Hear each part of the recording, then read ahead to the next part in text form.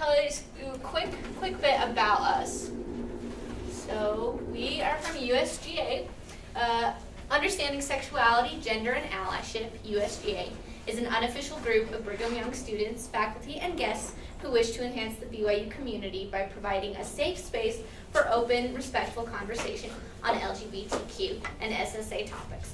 Just a little bit about us. This is our mission statement that we read at every meeting, and we also like to start off with the panels, kind of tell you a little bit about us, and kind of prepare you for the environment that we hope to create in these panels. USGA is a place of refuge. Our priority is to have compassion and to seek understanding through listening. Harassment or antagonism against any person or organization will not be tolerated. We ask our members to be mindful of USGA's political neutrality and to be respectful of BYU, the Church of Jesus Christ of Latter-day Saints, and the beliefs and experiences of others. In order to maintain a safe and welcoming environment, we support our members in upholding the honor code and expect all participants to be respectful of others' names, pronouns, and identities. Please do not make assumptions or ask others to unwillingly disclose their identity or beliefs. Feel free to ask us questions about that. We'll let you know if we don't want to answer them, but you are free to ask questions here in this space. We also ask attendees to refrain from using USGA as a place for romantic or sexual pursuits. While USGA is a supportive community, we are run by students and not professional therapists. We encourage anyone experiencing emotional distress to visit BYU Counseling and Psychological Services or one of the other resources on our website. If you have come to understand, to be understood, and to build community, you found the right place. USGA welcomes you. As we welcome you here in this panel, again, hopefully we can create an environment where you're free to ask all the questions that maybe you've been afraid to ask before or not sure how to ask. We are here to talk. Oh, sending a little too much. Sorry. And we want this to be a safe space for everybody, for us participating, and for you guys asking questions as well. The panel we're going to introduce ourselves individually, and then you're free to just raise your hand, ask any questions. We'll have a discussion back and forth. You're also free if there's any questions that you feel a little more sensitive or you don't necessarily want to raise your hand and ask them out loud. We do have a Slido going. The code to get in is USGA, so feel free. I have that open here, and we'll be taking a look at it in case any questions pop up. Y'all may have noticed we have a camera in the back today. We're going to be recording this panel, so feel free again to keep asking questions, but just be aware that that's going to be up. And I think we will be repeating the questions that you ask. It's going to be a little easier to hear on the recording. So I'm going to start this passing around. I'm going to have Liza introduce themselves, and we'll go down the line. But while we're doing that, in this box, we have our business cards, stickers, and temporary tattoos. Feel free to take any and all that you would like. All right. So, thank you, guys. My name's Liza. I'm a senior at BYU. I've been here. It's my 5th year now. And I'm going to graduate in April in statistics, and I'm very excited. I'm ready to be done. Very tired. But I've been here for 5 years. Before that, I grew up in Washington State for a long time. My family lived there, and then we moved to California. We've been there about 7 years now, and we've really enjoyed it. Had a pretty typical Mormon family. I'm the oldest of 5 kids. We were all, raised in the church. My parents both went to BYU. My grandparents went to BYU. All my aunts and uncles went to BYU. Just very boring Mormon family. And it was always kind of everyone will go to BYU. That was always the expectation and the plan. And I'm here. My 2 younger sisters are both here. Probably the other siblings will too when they're old enough to be college students. I remember kind of my senior year of high school, starting to kind of feel kind of lost and not really know. I just felt very unsure of myself and kind of started questioning my identity and trying to think, what do I believe? What do I feel? What is my life about? And kind of started me on this process of coming out to myself, and I tried on a lot of different labels, and kind of took a long time before I really felt comfortable with any particular words. But I remember being a little baby freshman at BYU, and I started attending USGA right away because I'd heard about it before. And yeah, I've been really involved ever since. I've been on the, with our leadership team, we kind of have it split up into different committees that do different jobs and kind of focus on different topics. So I was on the Faith and Service Committee for a while, and that was a lot of fun. We would plan activities to talk about spirituality, as well as service projects. And then I was on the Outreach Committee for a long time. That's the one that will set up panels like this one for this class, as well as work with other organizations, both on campus and just in the community in general.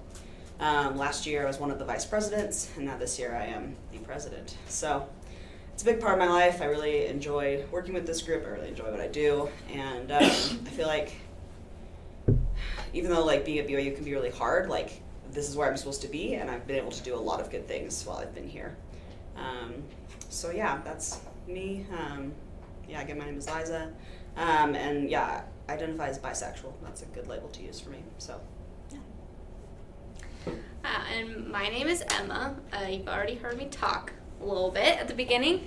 I am a super senior here at BYU. It's my 6th year. I'm studying sociology, minoring in TESOL. And I am also ready to get out of here. Also tired. I'm sure many of you can relate. Yeah, I grew up, I was born in Utah, mostly lived in California and Texas, but then graduated from American Fork here. I'm the oldest of 4 siblings, 4 kids, I guess. And yeah, my family's been living in Utah since we've been moved back my junior year of high school. So I've just kind of been hanging out here in Utah County since then. I am a bisexual cisgender woman, and for me, it took a literal decade to figure that out, as I was boy crazy as a kid, but then once I started, like, when I was 12 or 13, then I also started liking girls, and I was really confused by that, because I was like, well, I'm not gay because I like boys, but maybe that was all a lie, but maybe liking girls is a lie, you know. It's like, maybe I don't like anyone, maybe I'm asexual, and it's like, well, maybe I am totally gay, maybe I'm totally straight, and just back and forth, and it was so confusing. I saw a panel my 2nd year here at BYU, a USGA panel, and that's the first time I learned about USGA, and I was able to go to a couple meetings, but then I wasn't able to go for years, but that kind of like shifted the conversation in my head to actually like thinking more about what was going on, and eventually, yeah, I found like bisexual was the right word for me, and I started coming out slowly, to individuals, and then like most of my family, and then kind of as a whole through one of our Faces of USGA posts. It's kind of like a Humans of New York style project that we like to do, and that's how I officially came out earlier this year to everybody. Yeah, I'm the outreach co-chair for USGA. I'm in charge of setting up these panels. I freaking love it. Again, like kind of like the first one I saw kind of changed my life. And so I'm really super excited to be here and to be working on these, and just setting them up and talking to people, and bringing us, yeah, just FYI, y'all are all invited to USGA. We meet every Thursday night, 7 p.m., usually at the Provo Library. We have a couple activities coming up this week that are in different locations, but if you follow us on Facebook, then it'll always tell you where we're at. But Thursdays at 7, y'all are all welcome. Doing my outreach job. I'm Dallin Pulsper. I'm a senior here at BYU studying computer science animation emphasis. I'm the producer for the video game that we're doing, which basically takes all my time, period. No free time. I grew up all over, but mostly around California. My parents are back there, and I call Sacramento home. I'm the 2nd oldest and 6th oldest because my parents have been divorced and remarried, and there's 12 total with the step-siblings and things like that. So I have a very, very large family. Family is very, very important to me. Throughout high school, I kind of had like depression and stuff, because I think deep down I knew I was gay, but I was so homophobic at the time that I basically just hated myself. And then I decided to go to Idaho for a year, and I really enjoyed it there. I loved it there. And then I went on a mission to Colorado for 2 years. Loved that. I came back, and life just got a little hard. And then I was hanging out with my best friend, and we were talking, and we've been friends since high school. I've been on more dates with her than any other person. And she asked if I was gay, and it was probably like the first time in my life I actually admitted to myself, yes, actually vocally said, yes, I'm gay. And it's been a journey since then, of just coming out. I found USGA about 6 months later, about a year and a half ago, and I started going, and it was great. Just a great community where I didn't feel like, or I knew that there were other people going through similar things. So that's why I'm here today. All right, so we got a couple questions on the docket. We're also opening up questions to the floor. And so you had a question earlier. Yeah, Emma, you said you identified as bisexual, and then you said a word before, woman? Cisgender. Okay, could you explain what that means? Mm-hmm. It's the opposite of transgender, right? So cisgender means that the gender that you were assigned at birth, that your gender identity matches up with that, right? So I was a baby, and people were like, look, it's a girl. And I am a girl, I'm a woman. So that's what cis means.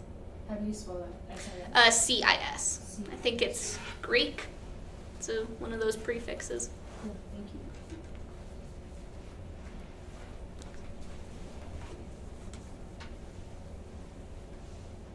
More questions, don't be shy.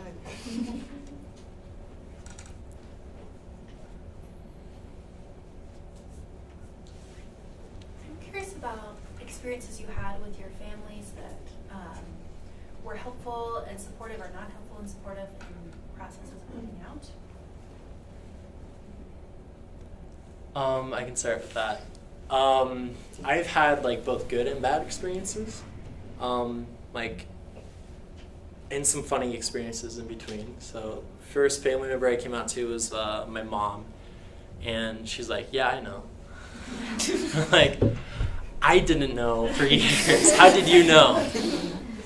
And so she's been like super supportive, super helpful. All my siblings I've come out to have been supportive, helpful. My dad is being as supportive as he can be. He's still trying to figure it out, and I think a big key to me coming out is just being patient with people and understanding that it takes time for people to kind of process the news that I'm gay. So I've had all mixed things, but mostly positive. A little thing I have to share is when I was coming out to my family, I really didn't want to talk about it or like get into it. So I was really nervous about that. And so when I told my mom, who also knew, I told her before, I was like, I need to tell you something, but I don't want to talk about it. I just like want to say it. And then I came out to her, and she was like, okay, like if you ever do want to talk about it, like we can. But she like really respected that, like, yeah, just like I didn't want to talk about it, and this is what I could do in that moment. My dad wanted to ask a bunch of questions, and I answered a couple, and then I was like, no, I'm done. Like, we're good for now. So that was really helpful for me. Yeah, with my family, I don't know, I'm just kind of like been in this kind of neutral zone with them. Like, nothing really bad has happened, but like nothing super good has happened either. Just kind of like hanging out. I'm out to everyone. I came out about almost 3 years ago now. Is that true? 2 years ago? I don't know. 3 years ago? Something like that. And since then, it's just kind of been like not really something that we ever talk about. Not really anything that they ever really bring up. My mom will talk about it more than my dad will. Sometimes my mom will ask, oh, well, like, how's your club doing? How's stuff going? But that's kind of it. So nothing super bad, but like nothing super great either. Can I echo that? So, what do you feel like? Do you wish they talked about it more? And like, if so, like I guess like what if you're coming out or like or with your family or whatever? Like, what are the things that you like want Yeah. to happen? Yeah. Like in those situations, like and in general, not just when you're coming out, but like just overall interaction. Yeah, that's hard. Yeah, like what do I want from them? What do I want from my family? I don't know. Yeah, and it's definitely like different for every person. For me, my relationship with my family like isn't super close. So like I don't really want to like sit with them and talk with them about it for like 5 hours straight. Like that would be very uncomfortable for me. So I don't really know. I don't know what the ideal would look like. I don't know. Yeah, do you guys have? Yeah, Yeah, I go think for about it. this like daily. Like, I feel like for me personally, I like it when my parents ask questions, and sometimes I would just like to sit down and just talk about it. That way I get to know where they're coming from, where they're going through, and how I can help them through the process, and so I can let them know what will be helpful. But I also don't want it to be the main focus. So if it doesn't pop up for a while, I'll bring it up and talk about it. But I like talking about it. But I just don't want it to be the center of everything. Yeah, for me, I don't necessarily love talking about, like, I don't want to talk about me and my experiences with my family. I come to panels to do that.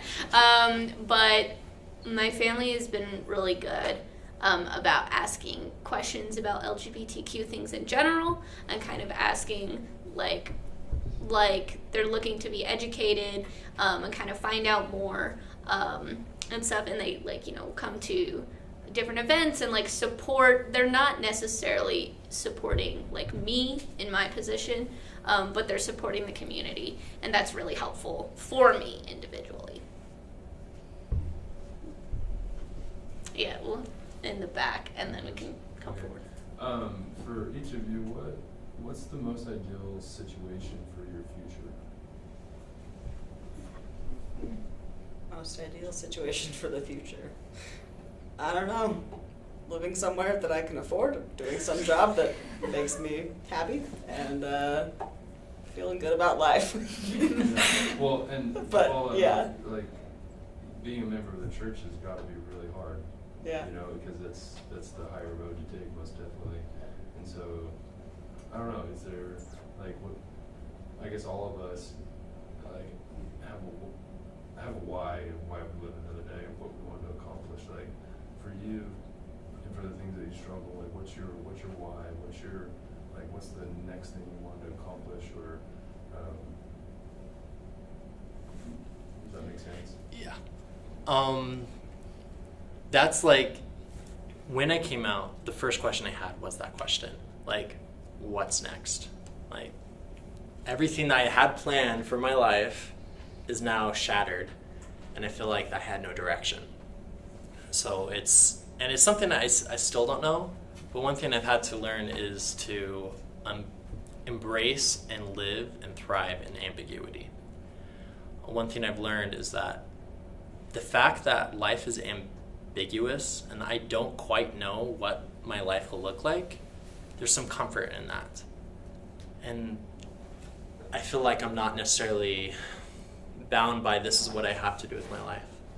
But this is, I can make my life whatever I want. And I know for me, like, I want a family at some point. I don't know what that family will look like, but I know I want a family. I know I want to graduate in June. Because like most every student in their senior year, they're ready to leave. I know I want to work and provide for the family. I don't know how I'm going to get there, but I have those goals, and I am embracing the fact that I don't know. And it's somewhat comforting, like, because before I was very much a perfectionist. I made sure that everything was, I had to do this, to do this, to do this, to do this. And it stressed me out. So the fact that now I kind of don't really know what my life is and I get to make it whatever I want is just comforting.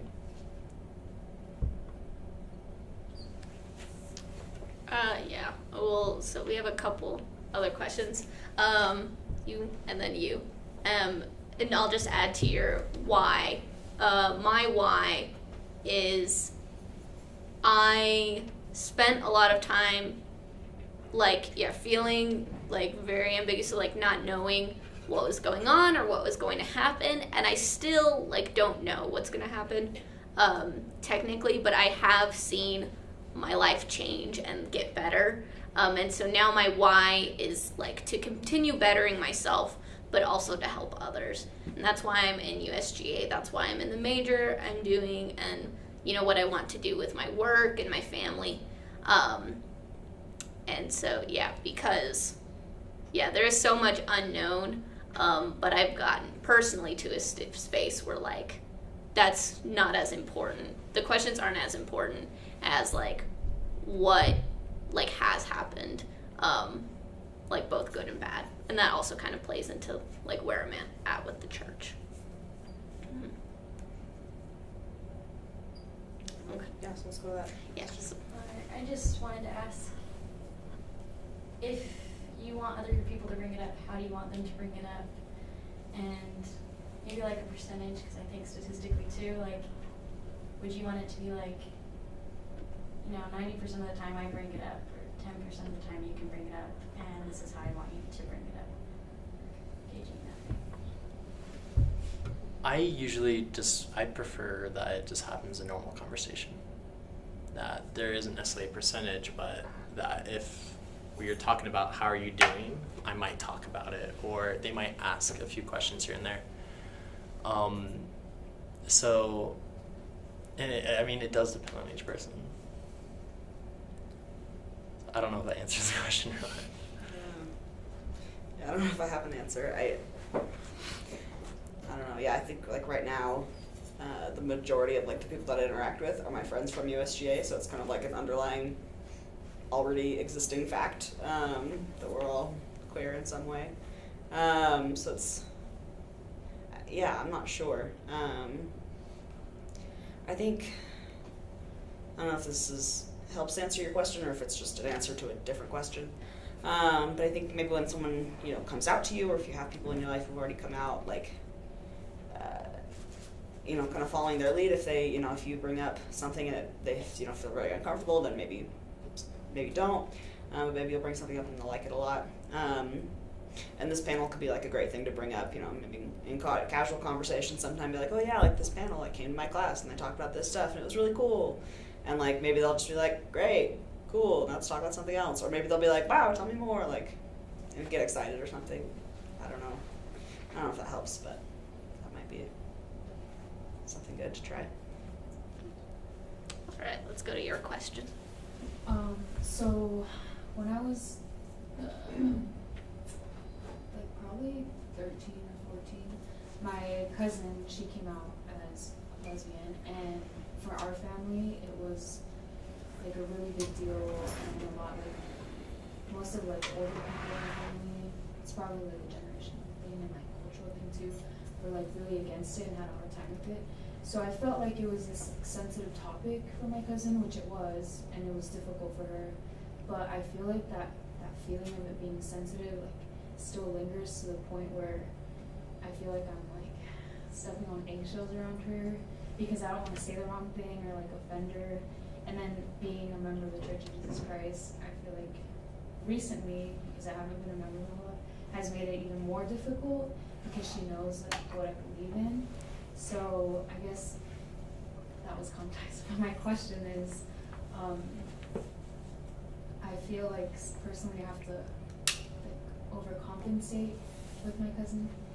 So my question for you guys is, have you ever felt someone is being extra or trying too hard? And do you guys like it, or do you guys does that make you more comfortable? And if you have experiences, or examples, want to talk about. Just to repeat for the camera, is wondering if we have experiences dealing with people who are maybe trying too hard, and what, how we see that. I can talk about that a little bit. So one of my aunts has been kind of like that since I came out, and kind of overly supportive, but still kind of awkward about it, and doesn't really know what she's doing, but will message me sometimes, or comment on things that I share on Facebook or whatever, or text me, or things like that, and just kind of I don't know.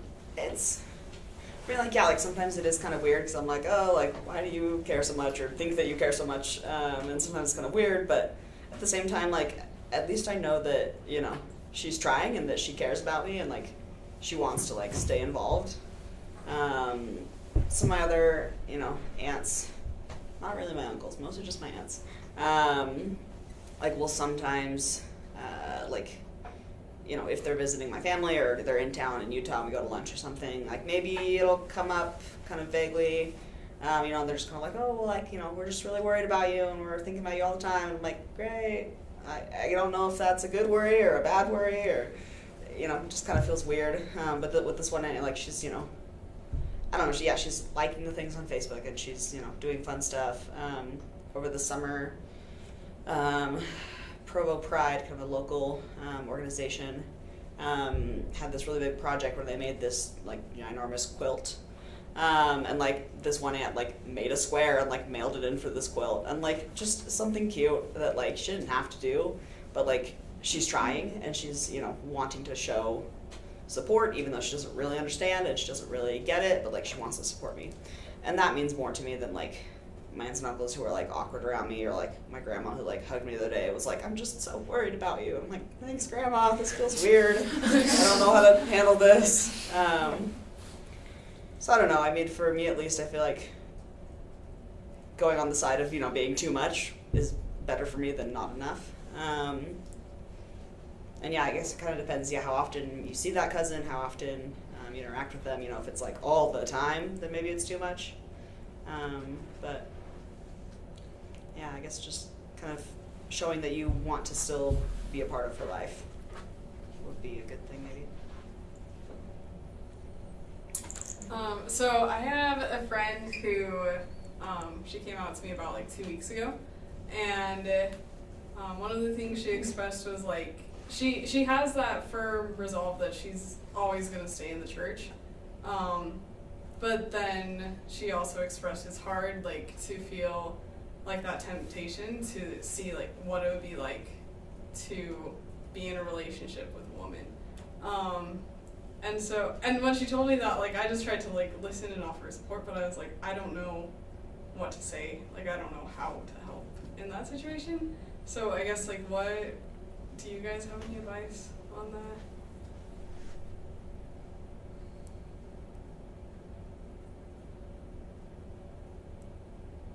Sounds like you're doing great. Listening is the most important thing to do in these situations. I would say in this specific one, or anytime somebody comes out, just remember that you don't have the answers for them and for their situation, and maybe they don't yet either, but I always tell people that queer people have thought way more about themselves and all the different options that they face than any straight person that they come out to has. And so, yeah, just keep doing what you're doing, listening and being there, because maybe, what might be helpful for her is just to have some place to talk about it and to think about it. Yeah, that's what I would say.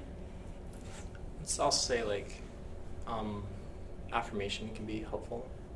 You don't necessarily have to agree, but you could say I get it, I understand what you're going through, what you're thinking, and you can do that in a respectful manner, even if you don't necessarily agree. But you can put yourself in their shoes and say, I understand, and I'm sorry, I'm here for you. Yeah, I think a good thing is to, make sure that it doesn't feel like your love is like conditional on them, having a certain, picking a certain choice or, being a certain way or whatever. Like making sure that you will love and support them, whatever their choice is. So if she stays on the same path, great, support her on their path forever. If she changes to another path, great, support her on that path. If she changes like 15 times, great, your job is still to just like keep supporting her. And like, kind of like what Emma said, like that person has, thought a lot more about where their life is going than you have.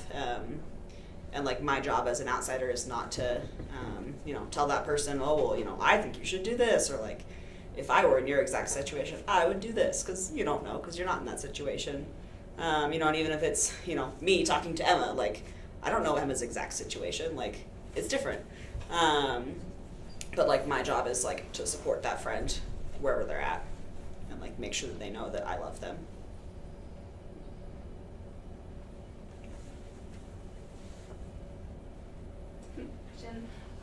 So I know that you mentioned coming to the USGA meetings, but what are some other ways that we can like get involved to help like advocate or like help support this? Because I feel like that's something that I'd really like to do, but I just don't know a lot of outlets for that. Yeah, if you go to our website at usgabyu.com, it's on the business card, we have a resources page on there that kind of has links to a lot of local organizations, because there's actually, I didn't even realize until like this year how many different organizations exist, like in Provo and Orem and Utah County. So even if you can't come to USGA meetings, volunteer at Encircle, or you can donate money to Queer Meals. Like there are a lot of opportunities here. That's my plug. I would agree. And if you ever hear something that's rude or things like that, maybe just lend a voice. That's what I'd say. Yeah, those are good things. I guess, also, like, watch out for things happening on campus. If there's ever, things on campus to go support, please come support them. Earlier this year, we had a big forum on campus that was really successful. Later this year, I think there's a couple different things happening that are a bit on a smaller scale, but like good things to work on. If you specifically want, they have like an email list that they will, like send out emails to, like saying like, hey, like there's this thing happening. I don't know how often they do it, but yeah, there's some diversity outreach people at BYU who are like specifically in charge of that. And it's like an anonymous list, like you won't see 150 other emails of other people, like it's all, individual. But yeah, if you like specifically want to get on that list somehow, let me know and I will figure out how to make that happen. So you were talking about like some, like maybe don't say rude comments, obviously. What are some, and you don't have to say like your own personal experience if you don't want to, but maybe some things that someone who is an outsider might say who's intentionally not trying to be mean, but like it does come off as, inappropriate, but they wouldn't be able to recognize it themselves.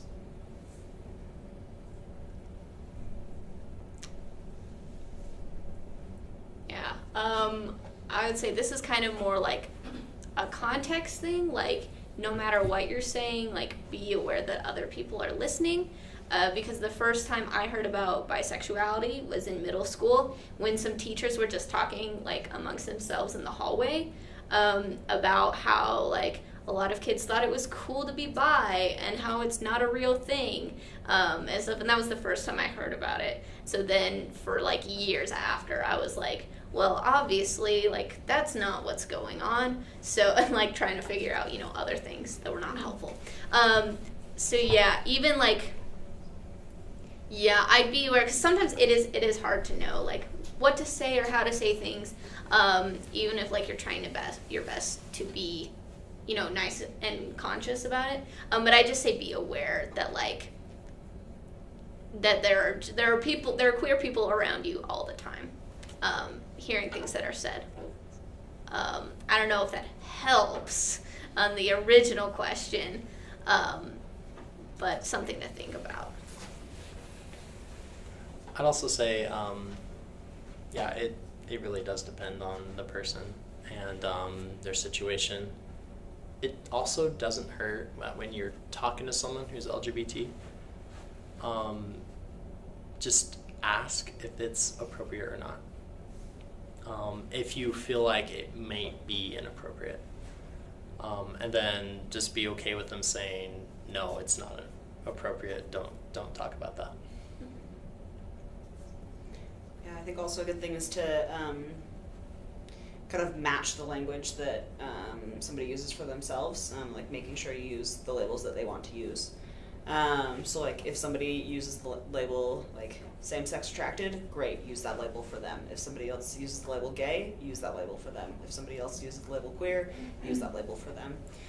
Rather than like, you know, being like, oh, well, you know, I'm only comfortable with this word, so I'm just going to use this word for everyone, because for some people, that's not the right word for them, and, you know, they maybe won't, you know, feel so comfortable with that. That'd be a good thing to do.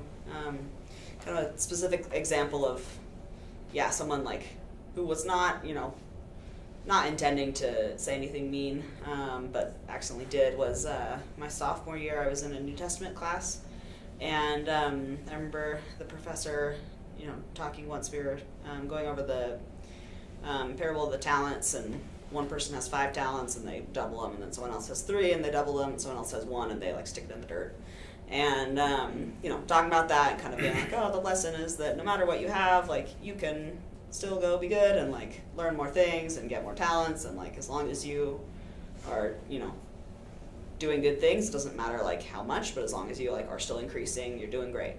And I remember him being up there and being like, yeah, like, you know, some people get 5 talents and like some people only have 3, like maybe people like born in a third world country, or like people who have same-sex attraction and like things like that. And I was just like, professor, like, what are you doing? Like, you know, you are not qualified to make the judgment of like who has 3 talents and who doesn't. Like, just because you're straight and you were born in Utah and you live in Happy Valley doesn't mean you have 5 talents, and like just because someone lives in another part of the world doesn't mean they have 3 talents. And I just remember feeling like very like hurt and shocked by that, and just kind of like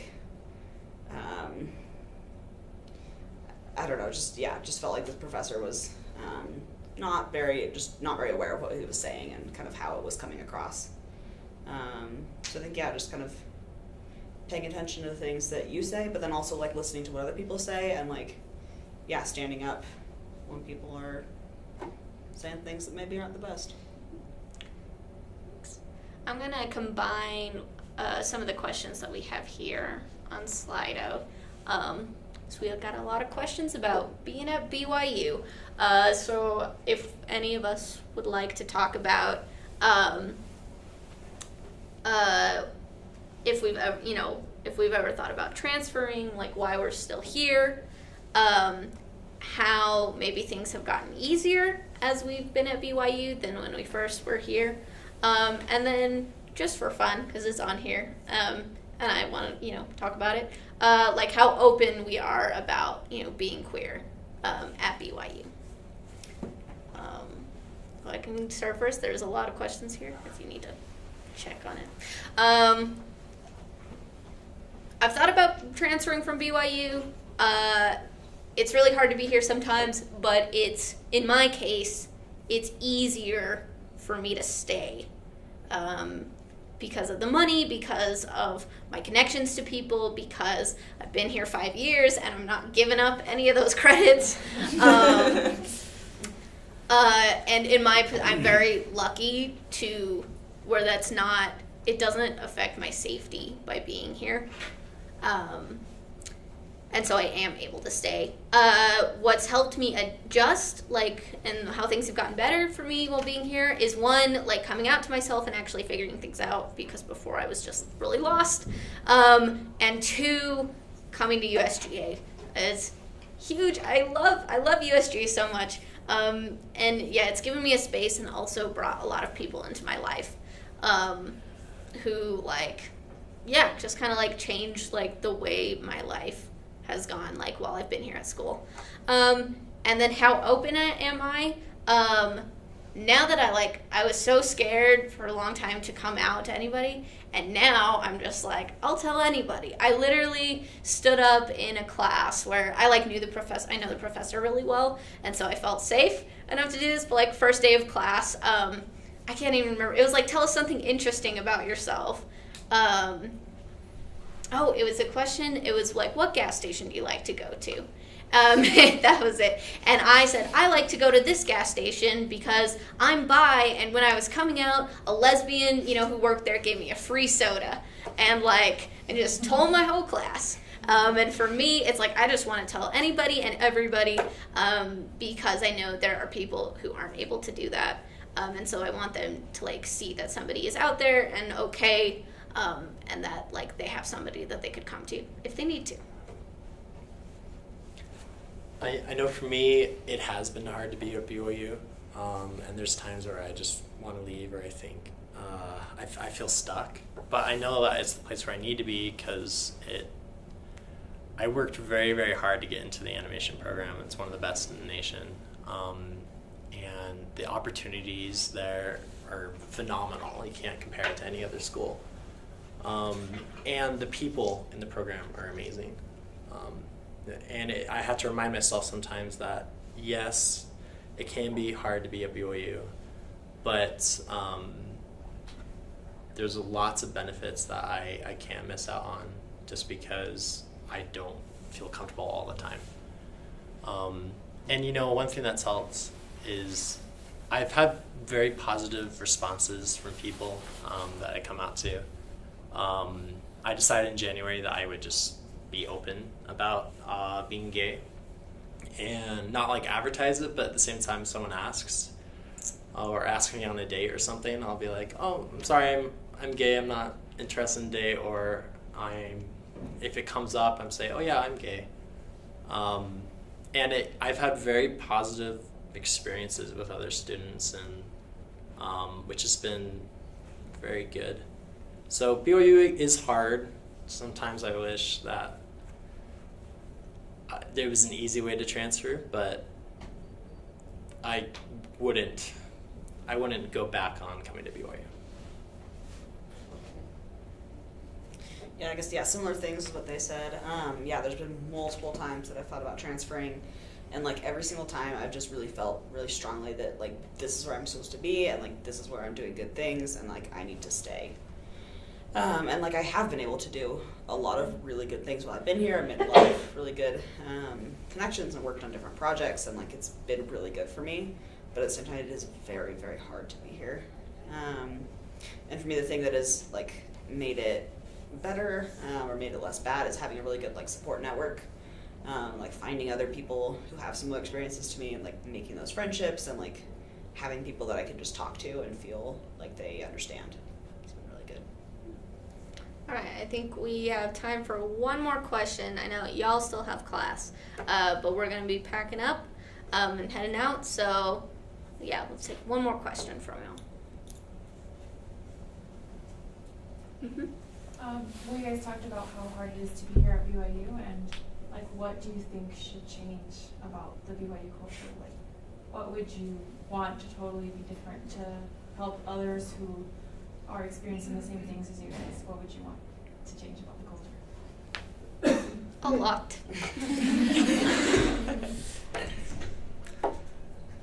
Where to start? Yeah. That's a touchy subject for me, so I'm going to not say anything. But I feel like there could be a lot that could be done. Mm-hmm. I don't know, the thing that I've been working on for a long time, or that people, have gone before me, have worked on, was just trying to get USGA or something similar, as an approved on-campus official organization. I think that would be a really big deal to have an official on-campus LGBTQ SSA group of some sort, and it would help a lot just to make people feel safer or more comfortable attending. Right now, we aren't an official group. We are unofficial. We are, BYU focused. Our entire leadership is BYU kids. We've applied for official status multiple times, but been denied for various reasons. And so, I think, if it was an official on-campus group, a lot more people would maybe feel afraid and are, you know, like, where, like, I don't have a place in the church, I don't have a place in BYU, and, like, I'm not allowed to be here, and, you know, there's other groups, but they're scary, and they're off campus, and they're, not approved, and, maybe maybe they're bad, or things like that. I think, if there was something on campus, that could do a lot of good, and reach a lot of people that right now are too scared and feel alone and afraid, and that's a dangerous spot to be in, so. Yeah,